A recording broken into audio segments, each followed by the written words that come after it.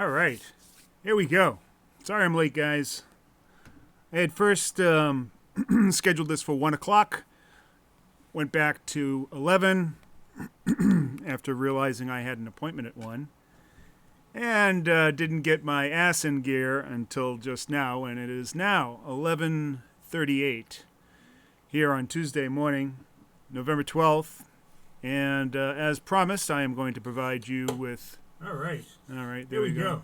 Sorry I'm late, guys. Now we have to figure this out. First, see, this is what happens when you scheduled this for 1 o'clock. Went back to 11 after realizing I had an appointment. Where are all the other windows? And didn't get my ass in gear until just now, and it is now 11. There we go.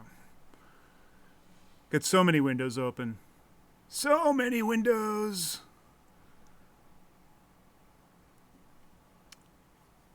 And there's one of the more important ones. There we go. Now we're getting... Man, I look kind of washed out, huh? Let's see if we can fix that with a filter.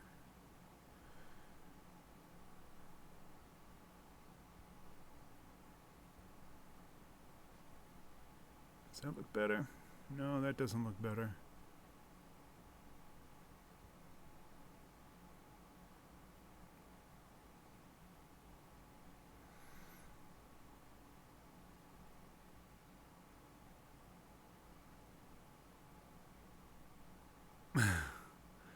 All right.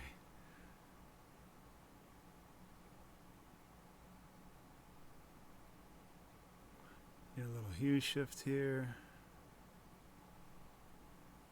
I don't think that's changing anything.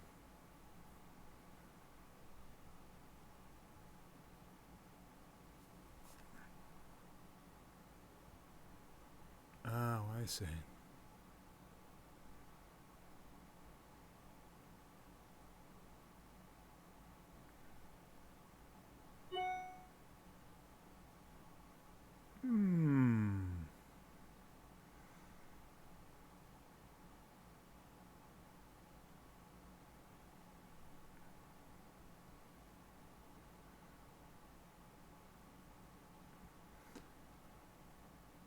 Yeah, there's some color crap going on here. It's a little bit there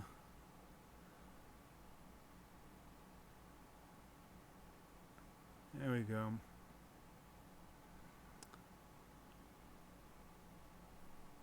We're getting there.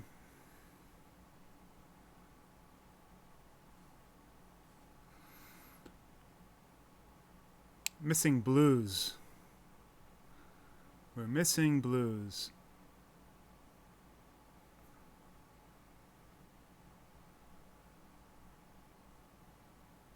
Yeah, I don't know how to get it. That's all right. All right. We're done with that. Better than nothing.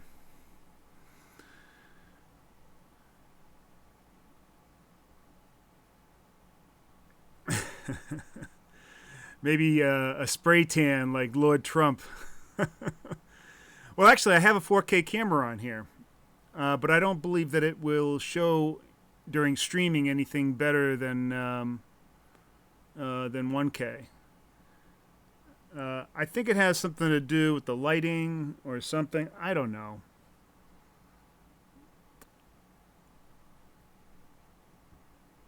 But let's get to the task at hand here. We're here to talk about Bitcoin. And what the hell's going on with Bitcoin? Holy crap! It seems like technical analysis just goes out the window. No, it's not that. It's not that at all. The problem here is that we have way too many of you that are short-term traders thinking that you're going to make money on Bitcoin by trading intraday. You're a friggin' idiot if you think that. A fool. Because if you watch during the day, and let's see if I can illustrate this. If you watch during the day here, all right, so here we have a 15-minute chart. Let's bring more of this chart into view here.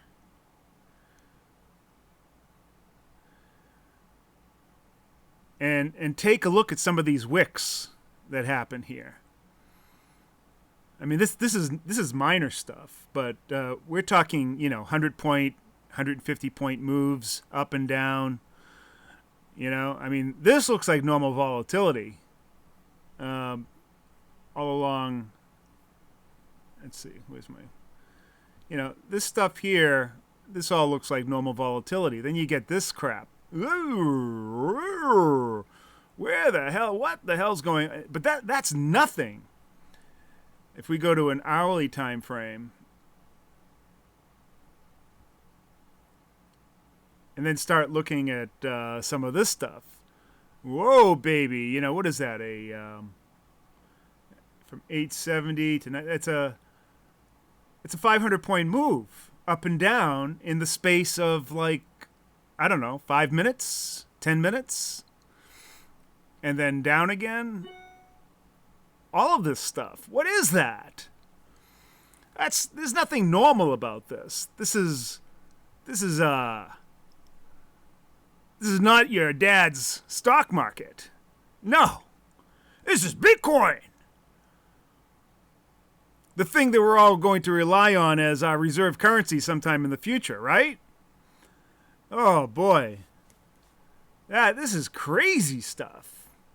So, even on an hourly time frame, it starts getting nuts.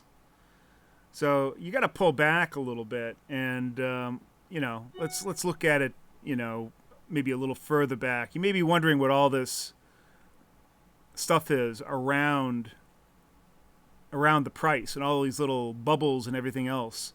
This is a charting tool called Tensor Charts. And I had some influence on some of the features of this chart. But this is made by a fellow, young guy, and where there's a lot of emphasis on volume and order flow. And all of these lines and everything you see around the bars, those are all existing orders that are out there, and they're color-coded, and their opacity is based on how big that order flow is. So it's pretty cool stuff. And we have all kinds of tools here for time and sales and counters and accumulators and stuff like that, where I can see very, very precisely, how much money is coming in or out of Bitcoin on every single candle and intra candle, and it's just a fantastic tool. And if you are going to day trade, I don't know how you can day trade without this kind of information. There's just no friggin' way. No way. Otherwise, you're going to get blindsided. So anyways, yeah, it's a great tool. But, this goes and illustrates just the sheer manipulation that happens. I mean, of course, everything is manipulated in all markets, but in Bitcoin, it is particularly manipulated. And it's fun to watch, actually. And that's why, you hear about all these people that are getting wrecked. They're basically entering the casino and levering up, going to the biggest price table in the casino, and then throwing all their money down and then levering it up on top of that and thinking they're going to make money. You're freaking crazy. But there is a lot of money to be made in all this volatility, but you got to step back and look at what's going on. And that's what we're going to do today. We're going to look a little bit at what is actually going on here. Let's see if we can get a good Bitcoin chart in here. XBT, USD. Let's look at the Kraken chart.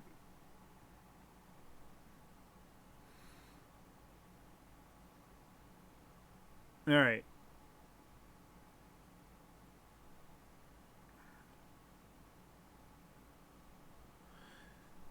So let's see what I have here. On the right-hand side, you can see the volume profile.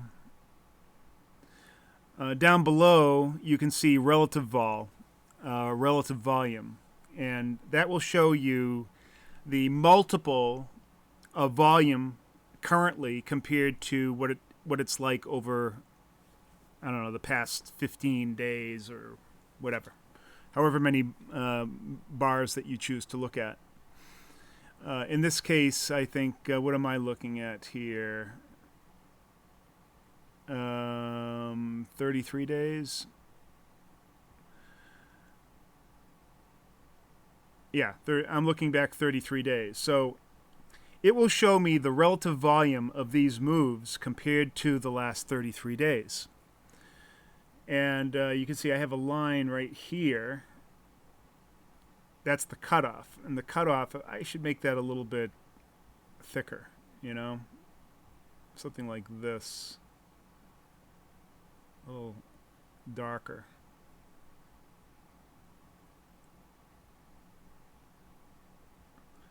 So there's the cutoff. Let's make it a red so that we can see it better.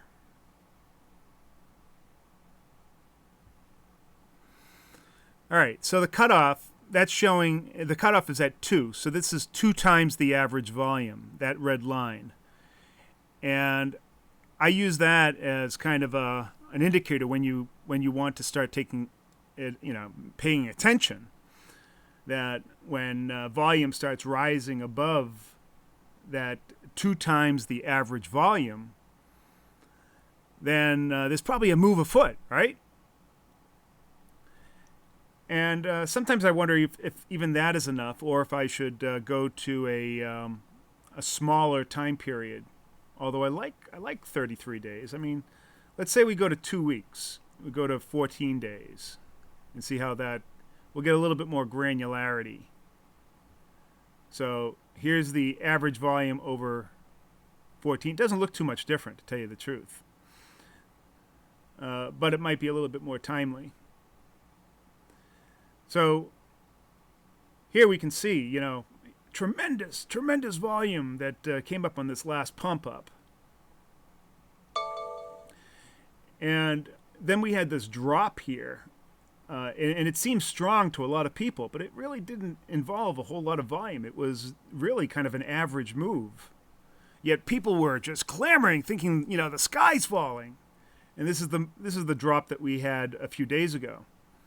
And of course, today it looks like a big drop, but what it really was this huge spike up and then spike down, and that's what I was showing in the tensor charts. When we go to, say, the 15-minute chart, we see this huge spike up, spike down. Hup, hup, hup, hup. And when you go out to the daily chart, this doesn't look like very much. It just looks like, just another day in Bitcoin. But people that are trading the short term, they are getting wrecked trying to figure out where these moves are going. It's insane to trade intraday with Bitcoin. It is literally a casino. I don't know how else to put it. To think that you're going to have, unless you have a tool like what I have here, where I can analyze volume and maybe try to get 50 or 100 point moves every once in a while when you see volume coming in, if you're fast enough to be able to put the order in. I mean, Kraken is definitely one of the worst tools for trying to put an order in, because you have to enter a 2-factor authentication key every time you want to put any kind of order in. And it has to be a limit order so that you can get a halfway decent price. You can't do a market order because they're just, ungodly expensive. And so that takes a lot of the fun out of the deal, trying to make some money intraday, even with, with a platform like Kraken. Now, if I had something where I could put orders in like that, and relatively inexpensive market orders, that would be a different story, and maybe somebody can alert me to a platform where you can do that. But let's take a look at what's happening here on the daily chart. Now, if we go back here,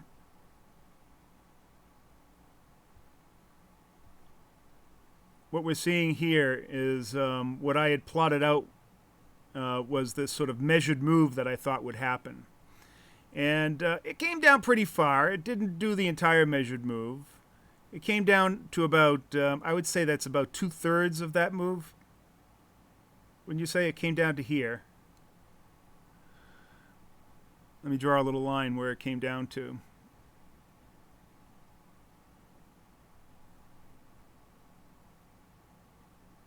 Came down to there. So I thought that we would have this kind of measured move down to here, but it didn't. And then it reversed. Now, I had predicted that it would reverse, as you can see here. These are all lines that I drew a long time ago. So it did reverse, just the way I predicted. Went way higher than I thought. And so here's my next inflection point, right here. And basically, I'm, what I'm showing here is that we went up. We hit this volume node right on the point of control, it looks like. So first we went down here. We went down the way I had predicted. Now what was the feature down here where we hit and then popped up to this bigger volume node? And the only way we're going to find that out is by bringing in more data. We need more data!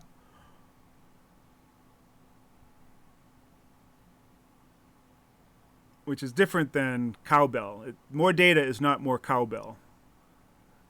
All right, so that's not showing us a whole lot. It's not really adding much to the chart.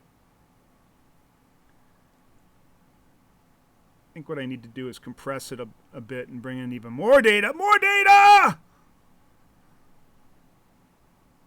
So now we have a year's worth of data, but we're still not seeing it quite yet.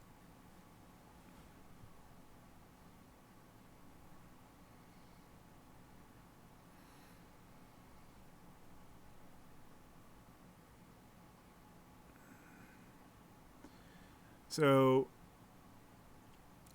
now, as you can see, my measured move would have made a lot of sense because it went right down to this big volume node, which extends way back to late 2018. And that would have made sense had it come all the way down to there. But what happened was it entered this volume well and got rejected almost directly in the middle of that volume node, or that volume well, which happens a lot. So there are a lot of ways that price can behave when it enters a volume well like this. Either it will come in here and get rejected, and it can get rejected just about anywhere, but it went in fairly deep into it, almost halfway through the volume well, and then before it got rejected. Or it can go all the way and very quickly go through that volume well to the other side, like this little island node here. But it didn't do that. It got rejected and then pushed back up. Now, where it got pushed back up to was way, way up here. Let's see if I can bring in another horizontal line so you can see where it got pushed up to. It got pushed up to right there. Right there. All right? And if you look very closely, you'll see that there's another volume node right there. It's actually an expanded volume node, but there's a couple of heavy spots. And maybe if I draw a triangle, you can see that a little bit better.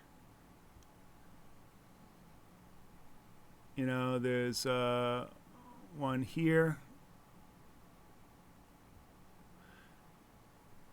And then there's another one right here.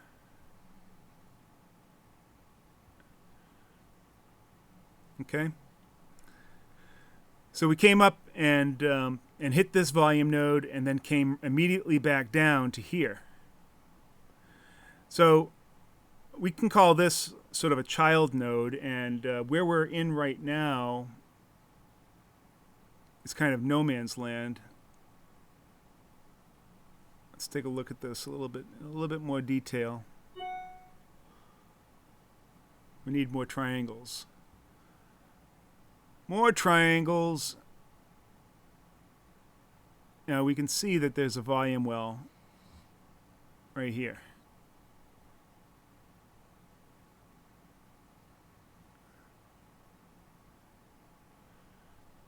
All right? Fairly sharp volume well right there. And let's zoom in on that a little bit so that we can get a better picture of it.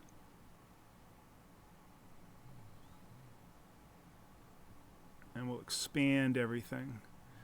Let's get rid of our vol for now.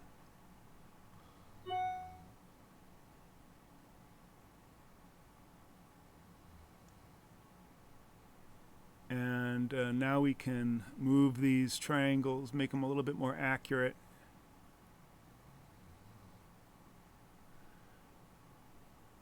And you can see that this one is actually a little bit bigger.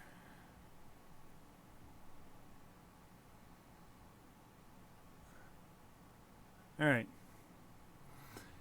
And then we got this one. This one's a massive volume node.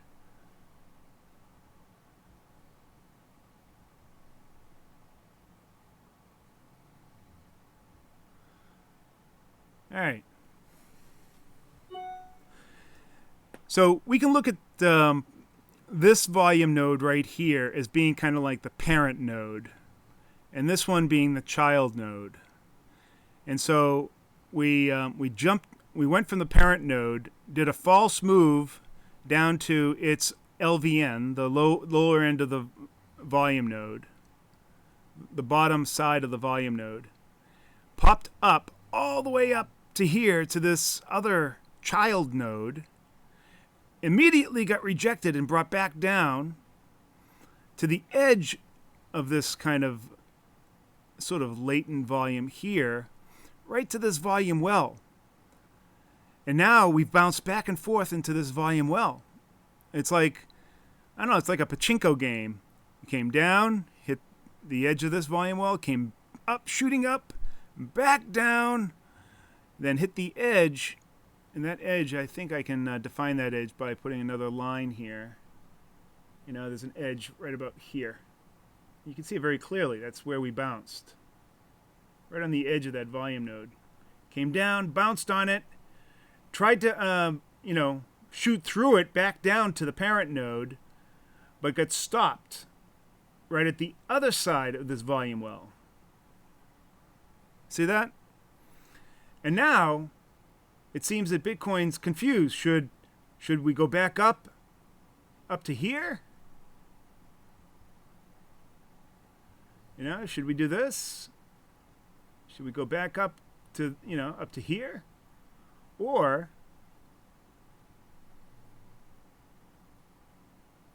should we go back down to here?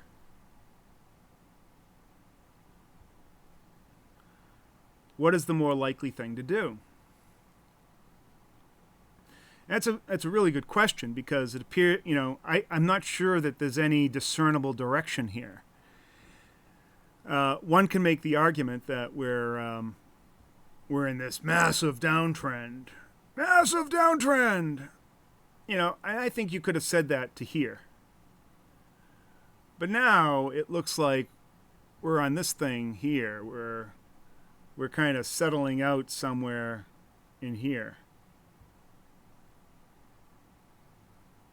We're somewhere in here. We're kind of going sideways. Maybe we're developing a channel. I don't know. Something like that. Is that what we're doing? I mean, if I were to put a linear regression on that, and just look at the linear regression from here to here, what do I have? Well, it's actually showing we're kind of in an uptrend. Now, isn't that interesting?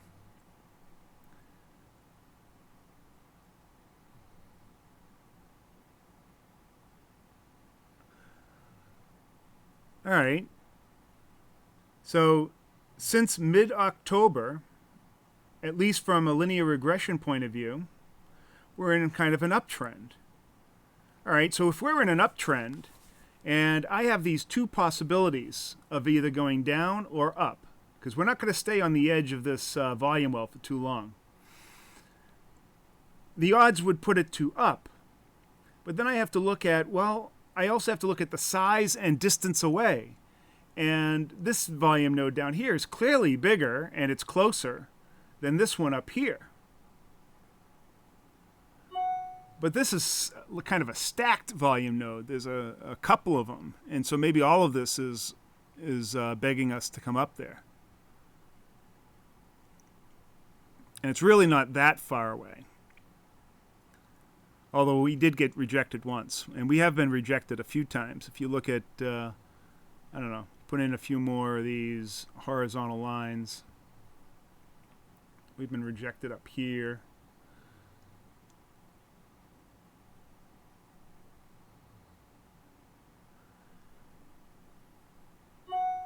Pretty strong rejection. There's excuse me. There seems to be something about getting beyond 10,500 that the market wants to prevent, at least for now. So maybe coming up here will cause some people a little bit of consternation. I don't know. Of course, you know, most of you guys, I'm sure, would love to see it go up to 10,500. Is that where we're heading? I don't know. But it appears that we're in kind of an uptrend, at least in this short time frame. Now let's see if we can extend this linear regression model all the way back to here. Now, if we do that, then it shows that we're kind of in a downtrend. So this is bigger picture. So bigger picture, we're in a downtrend.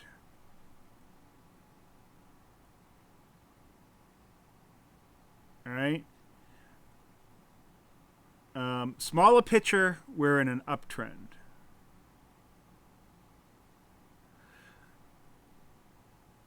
I guess, you know, you could make the argument that, you know, these are two separate events too, you know? I mean, if we go from here to here, you know, that's downtrend. This is uptrend. Isn't that interesting?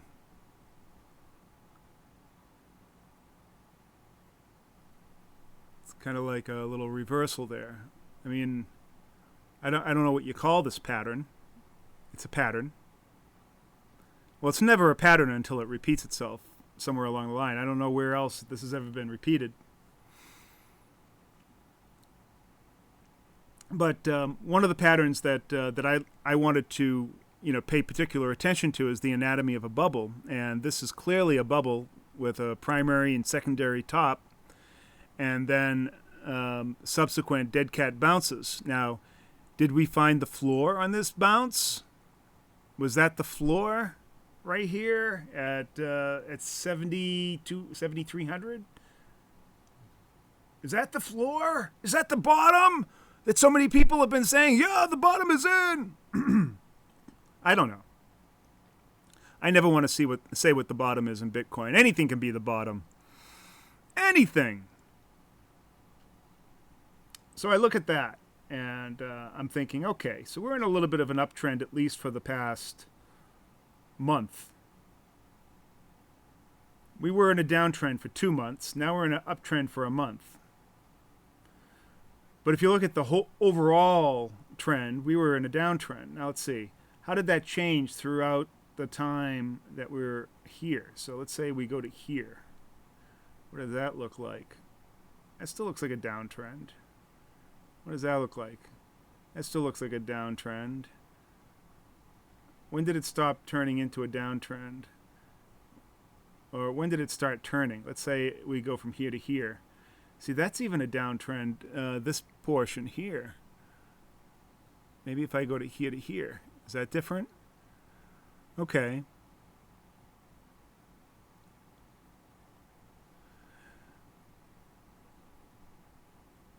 Isn't that interesting?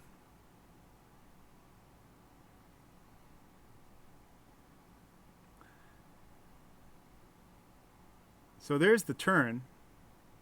So that's what I'm looking for, these, you know, these big turns. Where are the big turns?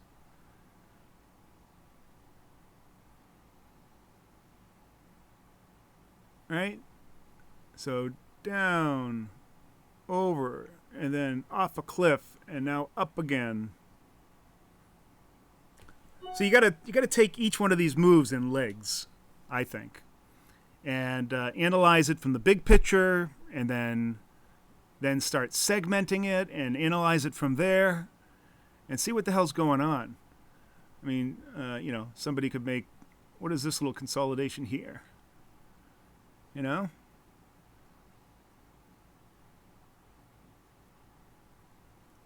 The other way you could look at this, we don't necessarily have to have a linear regression tool. We can put another statistical tool, the volume profile, on this. And we could add a fixed range volume profile on this here and check that out. See where the point of control is.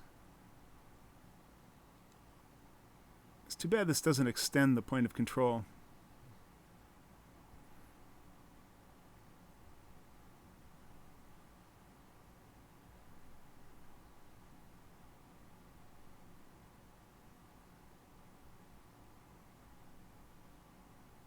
Let's make it a little bit bigger so it's a little bigger, easier to see.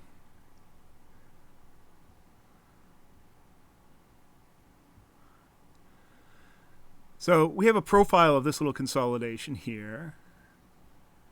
And where is its point of control point to? Wow, right on that point of control. Isn't that interesting? So that's saying that this guy here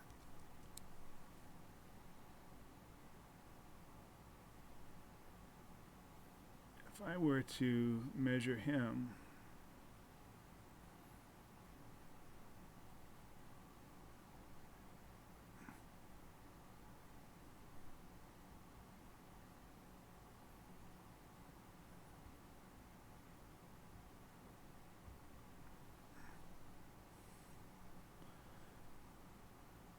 so I don't know if you just saw what I did, but I put a little profile over here across this consolidation too. A little hard to see, but it's there.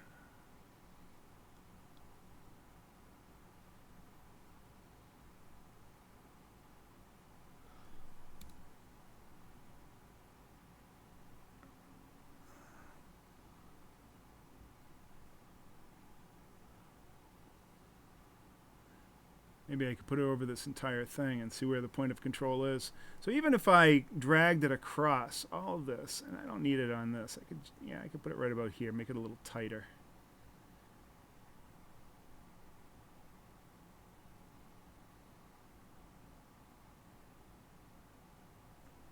Let's add another one to this big consolidation up here. It's getting a little busy here, but all these overlapping things are giving me a nice picture of what's happening. I mean, I can just take price away. Who needs price when you got all this other cool stuff that you can draw? So let's add another fixed range, and we'll take a look at this consolidation here. All right, and we can see that the point of control for this guy, we need a little bit more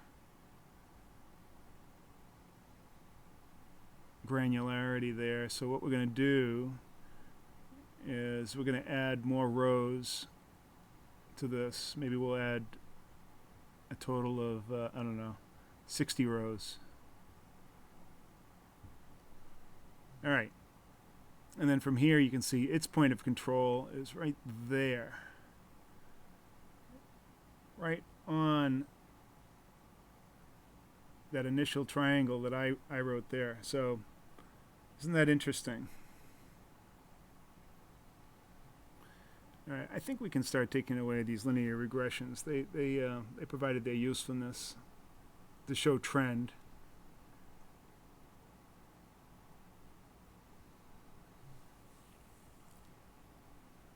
And even this measured move thing, we can get rid of this for now. We don't need that anymore.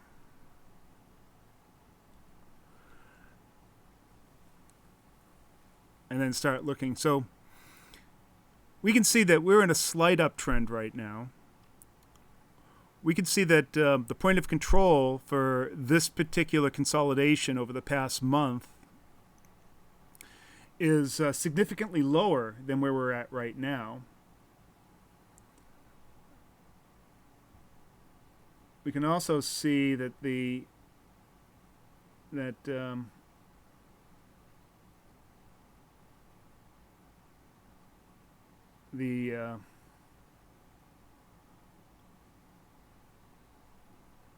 node extends something like this. And then we got this volume well here. And then another wider node, a little bit heftier, a hefty node. This is a hefty node right there. There's a lot of volume in there. It's just, you know, it's more stubby. It's a stubby node. All right, so now here we're getting a better picture. We've got this parent node. We've got this child node. One is very concentrated on its price, which is right around, the POC is right around 79 and change, or 8,000. And then the other up here is right around 10,100. The major volume well that's that separates the two is right about where we're at right now. The center of that is about 8,900. We're currently sitting at 8,720 something. So we're right now on the top edge of this big pointy volume node. We're sitting right on the top edge. We came down to its lower LVN. We passed through that entire node up, all the way up to this child node, to the just about, you know, went a little bit beyond the POC, and then got rejected. And now we're right back down to the volume well that separates these parent and child. We're sitting right between them. We're wedged. It's like we sat down on a couch right between the dad and his little kid, his stubby little kid. And we're sitting there right between them. What do we do? Do we go with the dad and say, Dad, you're okay? Or do we say, hey, Junior, let's go. Let's go play. There's the question. And we're in a slight uptrend. We're leaning towards the kid. Leaning towards him. Because we're in this slight uptrend here, as we saw with the linear regression. We can also see from this localized volume profile over the past month that it also has its own version of a parent-child. It has this main node here, and then it has another child node right there. Isn't that interesting? There's always this parent-child relationship in nodes, and they tend to play off each other, different patterns. And that's definitely what I'm seeing here. I mean, you can even see it in this bigger one here. You can see there's a big node and there's a small node. And even this one way over here, back in, this was back in springtime of this year, this consolidation. We have big node and then small node above it, and they tend to play off each other. And you'll see these patterns all the time where you consolidate around the big node, you come up to the small child node, you get rejected, and this one got rejected right back to the POC and then took off. Boom, boom, boom, boom, boom. All right? Same thing happened with this guy here. Although this guy went immediately up, created a child node, came down, settled. Came back up to the child node, came back down, settled, and then finally decided to come down to a new level. Now we're in this level here where we're consolidating, and then decide to try to go up to this other child node up here. Or actually all the way up to this previous parent node, got rejected, and then hung out and made a child node. We made a child right here. And now we're drifting back down to the parent. Or does that child need more development? Does that child there need more discipline? Or more action?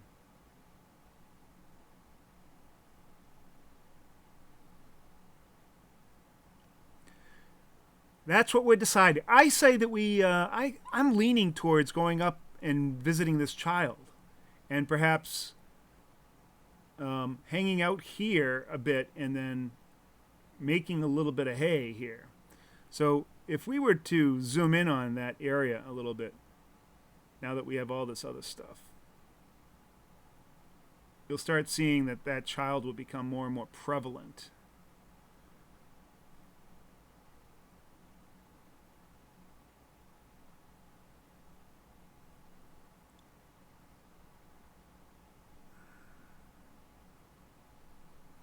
Interesting. Very interesting.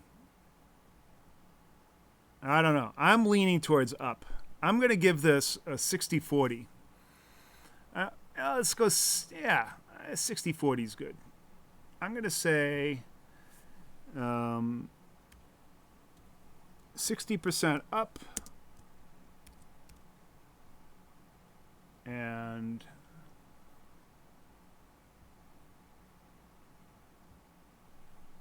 40% down. I mean, that sounds like I am taking half measures here, kind of non-committal, which is true.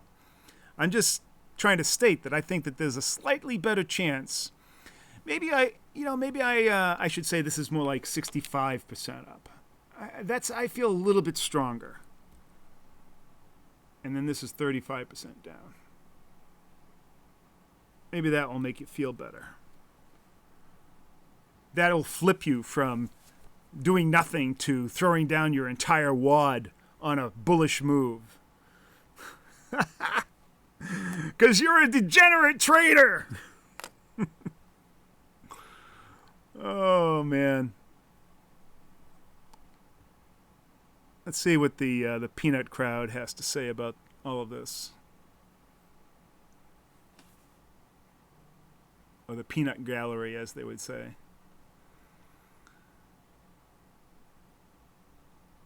All right. Well, first of all, we can't see what the circle jerk of corruption said up here, so we'll have to show that. Let's see here. Iceman, how you doing? Iceman, you got to spell my name correctly. There's no A in Ernie. It's okay. I'm not mad at you. Just stop putting A's in my frigging name. Heard some people are trading off the 1 minute and 3 minute. That's because they're fucking idiots with success, yeah. They have success for the time being, unless they're using volume flow, order flow. That's the only way. I can trade short term too, no problem. The thing that's preventing me though is the platform, because it's too slow. Richard Hart says you can no longer do technical analysis on cryptos, says the news unit. How you doing, Dave? I disagree. Now, it depends on what technical analysis that you're talking about. I think that, as you saw, I just did a plenty of technical analysis using volume profile, and I think that I'm fairly accurate. I have been, ever since I've been doing this with Bitcoin. Chris Corey says, is order flow less important for longer-term trading? You mentioned it is essential for day trading. I would say to a degree. However, you can evaluate bigger moves in volume, although in longer term, although it's I think once you start getting to more than a few days, it starts losing its effectiveness. Circle jerk of corruption. Love the name. You need the power of the CCI along with the power of the circle jerk of corruption to get all the data you want. What the fuck is the CCI?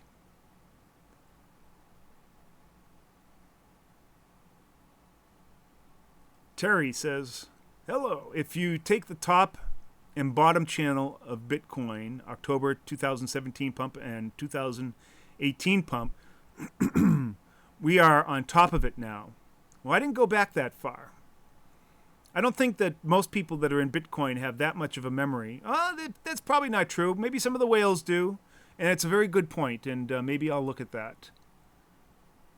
So let's go to a weekly chart. Shouldn't discount that. So you're saying the top of the October 2017 pump. There was a October 2017 pump, and in November 2018 pump.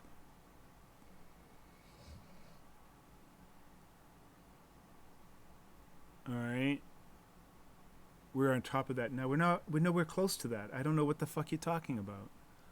That would bring us down here around 4,000. I think you got your dates wrong. Leopold, how you doing? Today's low, $20 closer to trigger for today's long trade signal than the high for the shorts trigger. Yes.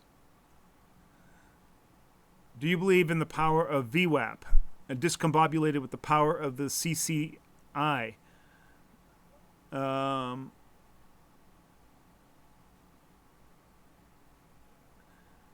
So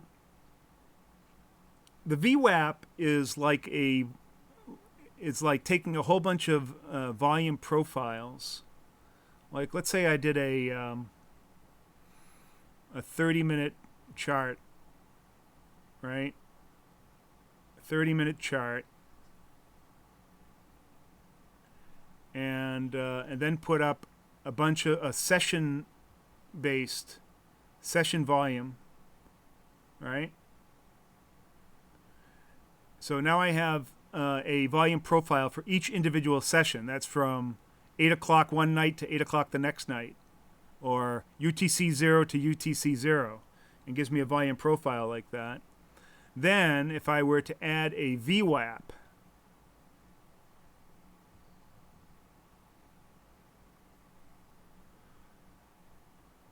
add the VWAP. The VWAP is like a let's see if we can. It's like a moving average for the POC. It's like a moving average for the volume profile, I guess, is one way to look at it. It doesn't allow to change. This is a lousy VWAP. I don't like this VWAP.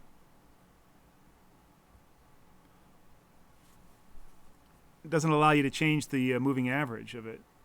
What good is that? Let's see if there are other VWAPs.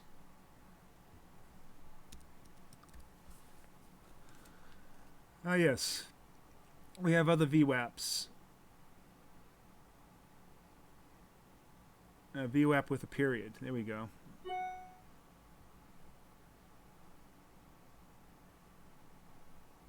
All right, let's do a period of, I don't know, 30 bars. 30 bars. No, we're doing half hour, and 24. Yeah, 30 is good. So the VWAP is kind of like showing the, well, it's basically like the volume profile moving average is what a VWAP is. So I think that there's value in it, for sure.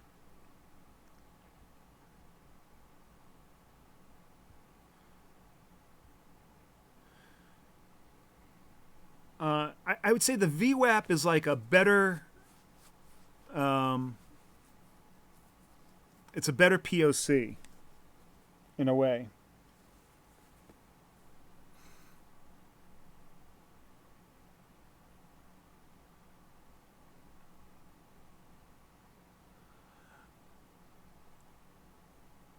Would you say that the POC acts like a retrace magnet? Well, I would say that any kind of high-value node acts as a magnet, because that's where the market has found value, and so price tends to gravitate towards a POC. That's why the POC is the POC, because that's where price gravitates towards, and they do more trading around it. So yeah, that's a good observation.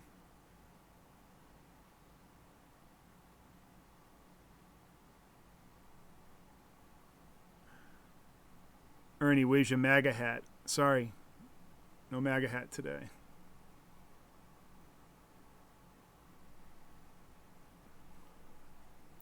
But we will bring the talking head back on. We got the Bitcoin hat going. You don't like the Bitcoin hat? All right, so what's happening? I feel like price is moving up. Are we moving up? Oh, yes, we are moving up. We are moving. Price is moving. Price is moving up.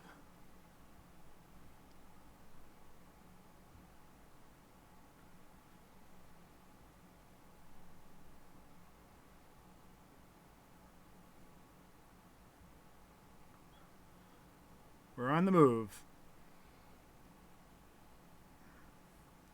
So we came down. We tested 8,500. We're back up to 8,700.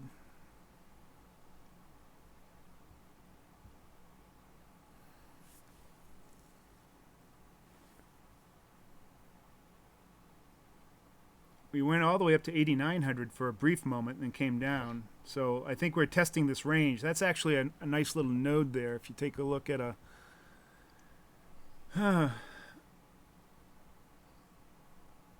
maybe an intraday chart. Let's start going to, I don't know, an hourly chart.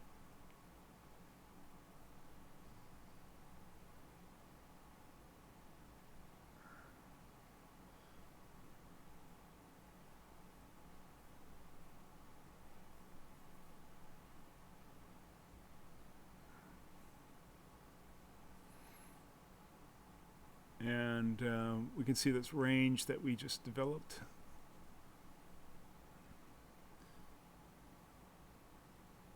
Here to here. This is the range. This is today's range.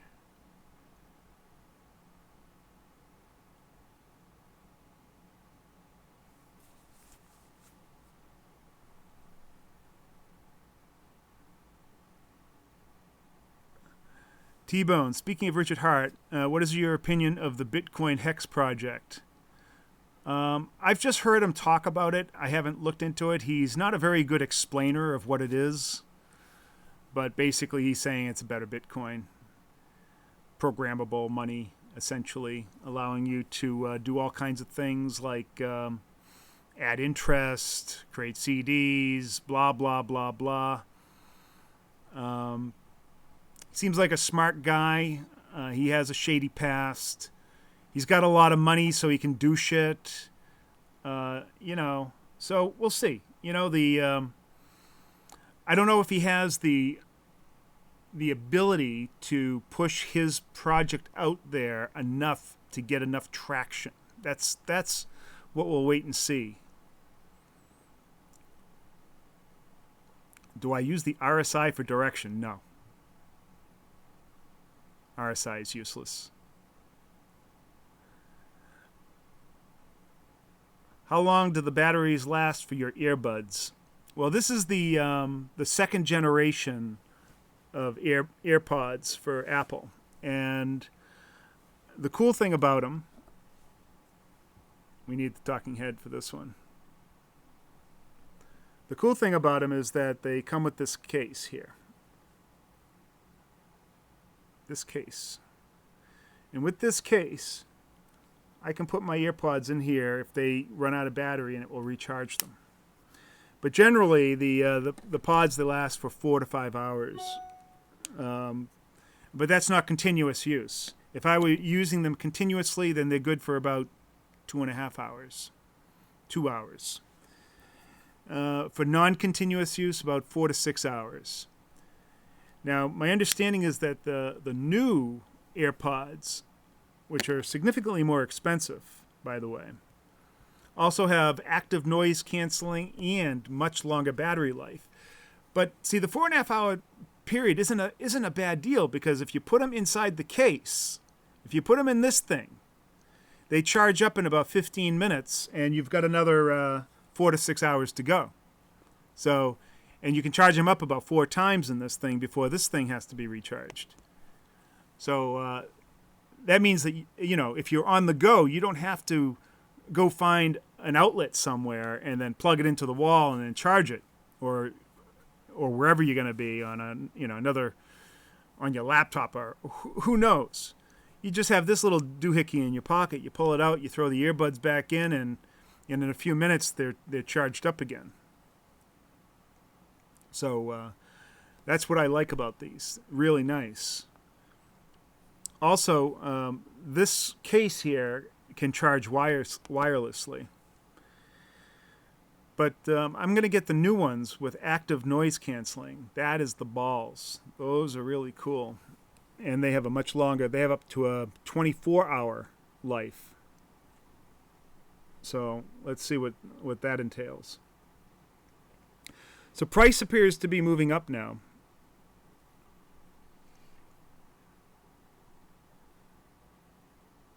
As you can see here, over my shoulder. Over my shoulder, right here. Price is moving up. Will we move all the way up? That's what I want to know. Or is this it? This line here, very, very, very tough resistance here at 88.75. If we can break through there, I believe that we'll find our way all the way back up to here easily. And what is that at? That's at 9,100? 9,000, 9,100? So it looks like we're on a nice little run. We'll see what happens. All right.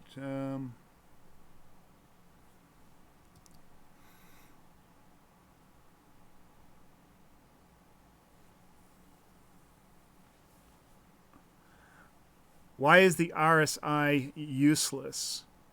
Well, first of all, it's a lagging indicator, like most indicators. Things can stay overbought or oversold for a long time. So it's only relative to the past 14 periods. It doesn't really tell you direction. And it doesn't tell you when price is going to reverse. It gives you a hint that it may start to reverse, but you don't know. I've never been able to create an RSI strategy that had any real value, except for maybe divergences.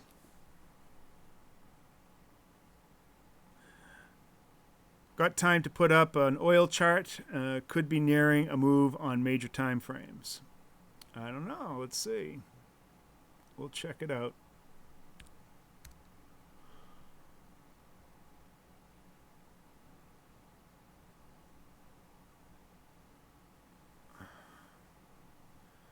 I don't know. Oil doesn't look like it's doing anything to me. Do I have to zoom in on it more? What's the secret here? Are you seeing something that I don't see? I mean, it's on the edge of this node.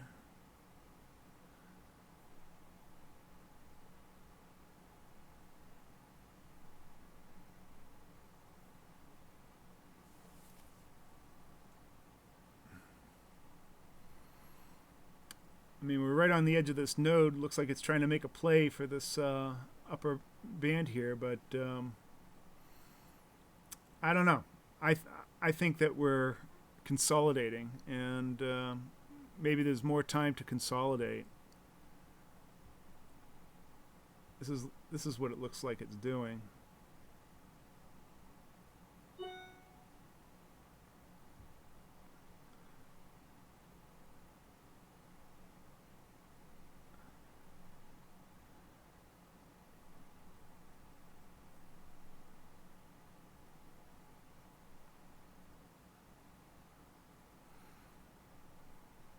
That's where I think oil is heading.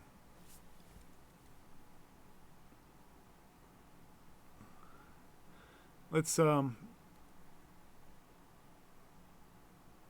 put a linear regression on it.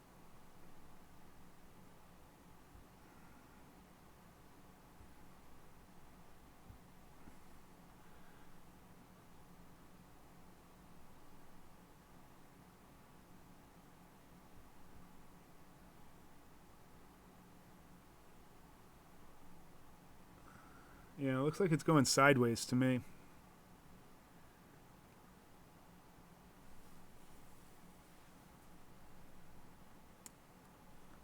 We got a channel between 51 and 60. Yeah, I don't see much changing there.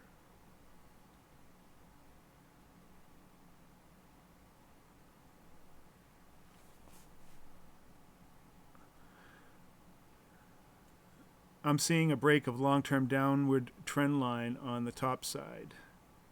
Yeah, I don't know. I don't see that. I think we're going to be stable oil for a little while. I'm not sure why you see it longer term breakdown. I mean, if we go to a weekly chart,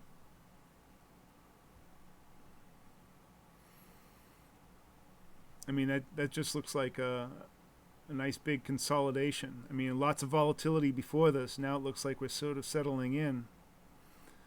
I don't know.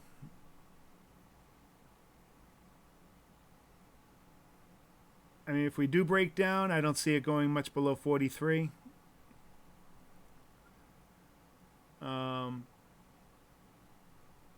It looks more like this here, you know, just going back and forth, back and forth.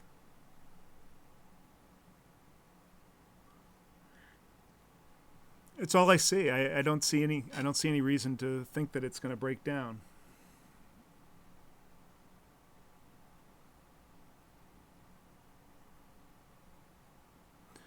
Terry, have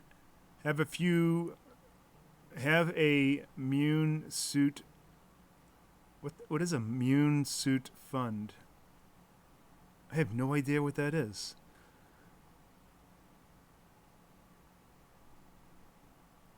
Is that like, are those words?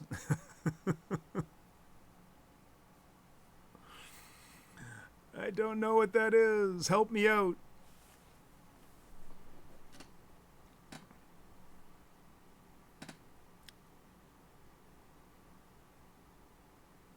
Yeah, Gabriel, I think that is Gabriel. Sorry, that is definitely more consolidation sideways. I don't see like a definitive reason to say it's going to go up or down.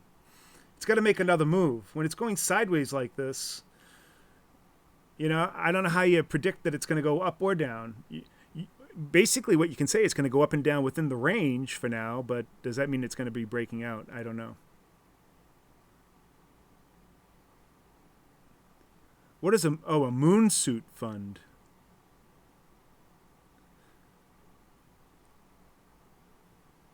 Do I have a moon suit fund? I get it.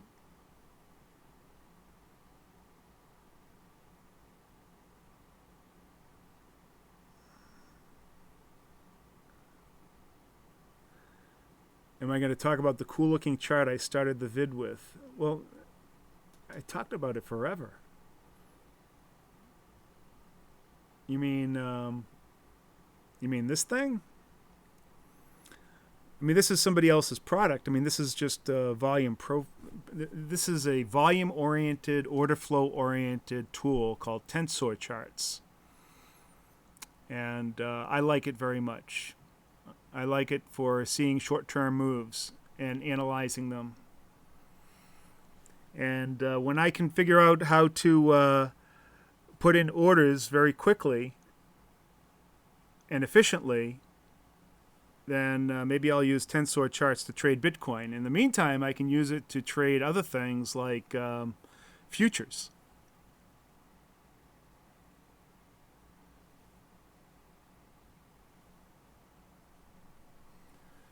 But this is a really great tool. Lots of neat features on it. It has a volume profile in it. Of course, you can only see the volume profile if you're a paying person. But the best part of this is the order flow, which I get right here. I can actually see order flow.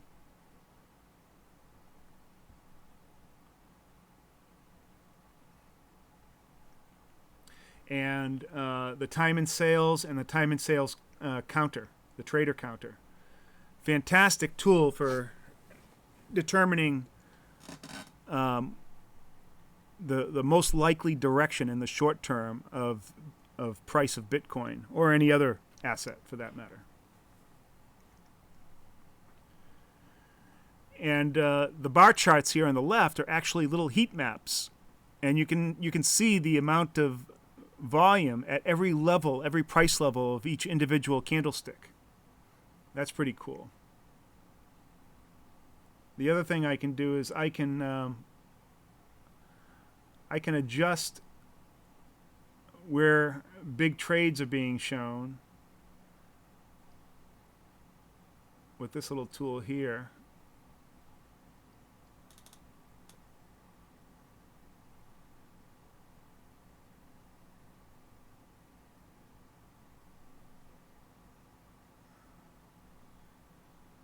So that's kind of cool.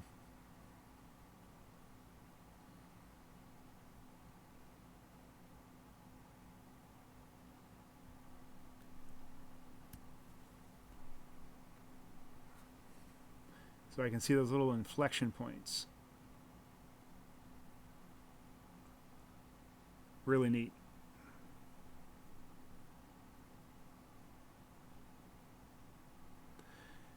And the counter that you see here in the lower right, I have that set up to show me how many trades are being made at different trade sizes. So the top counter, you see there's 1, 2, 3, 4, 5 bars. The top bar will show me the plus or minus of trades between 0 and 2 Bitcoin. And then the next one is 3 to 7 Bitcoin. And the next one is 8 to 20, and then 21 to 40, and then 41 to 100. Yeah, that should actually be 2.1.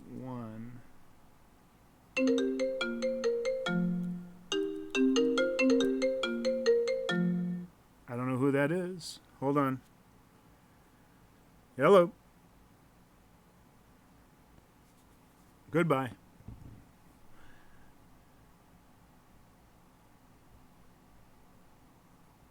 Yeah, so this is a great tool. It shows me order flow. And I'm actually looking at order flow here in this thing that's behind the bid-ask chart. And it shows me the actual orders that are coming in. Of course, the only ones that are really significant are the ones right here.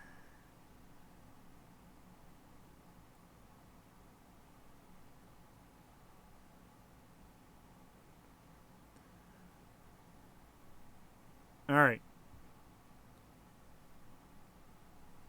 Back to the talking head. I need to go because I have an appointment coming up soon. I need to prepare for that. I want to thank everybody for coming by. Please give this video a thumbs up right now. As I want to finish up this and say that I believe that we've got a slightly better chance of going up than down. Pretty sure of that. Based on this analysis.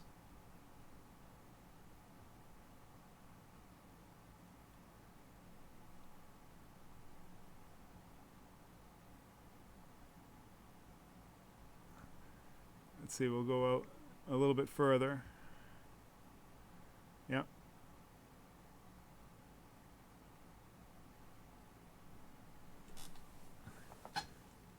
We have a 65% chance of going up as opposed to a 35% chance of going down. Went through that entire analysis. If you want to see it, go back and check it out. Other than that, we'll have to make it a day. Thank you very much. And we'll see you tomorrow. I'll be back on here to do some more analysis. See what actually happened. See whether or not that analysis bared some fruit. Please give this video a thumbs up. Share it on your social media. Tell your friends. And we'll see you next time. Bye.